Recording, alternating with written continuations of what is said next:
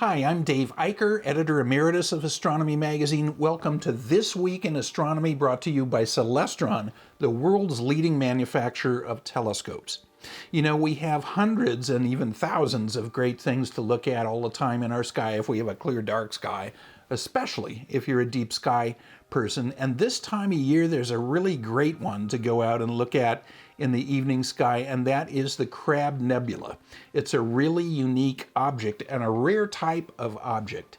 It harkens back more than 1,000 years to when the origin of this object occurred, which is not much in astronomical years, but it is in human years, of course. It's a supernova remnant, the exploded remains of a massive star that ended its life, its relatively short life, and went off like a cosmic bomb. In the year 1054 AD, observers in Asia, in the American Southwest, even in other places, noted this bright new star in Taurus that was really incredibly bright and very noticeable.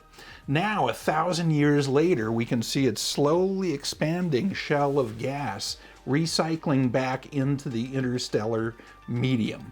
More than 2 centuries ago, the French observer, cataloger of objects, Charles Messier, began his famous catalog of non-stellar objects. He really was focused on comets, and he wanted to make this list to stay away from these things. But it turns out that the Crab Nebula is M1, is the first object in Charles Messier's famous list. In binoculars, especially in your Celestron telescope, you can see the Crab Nebula nicely. It's fairly small. You know, it has tendrils of gas that are coming out in a chaotic way. They're difficult to see visually unless you've got a large telescope, but you can also photograph these pretty well these days with high-resolution imagery through your telescope.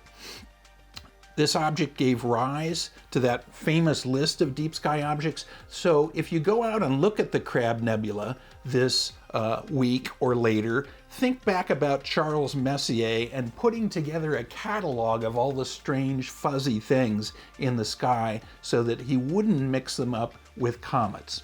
M1, this is the thing that began it all. I'll see you next time.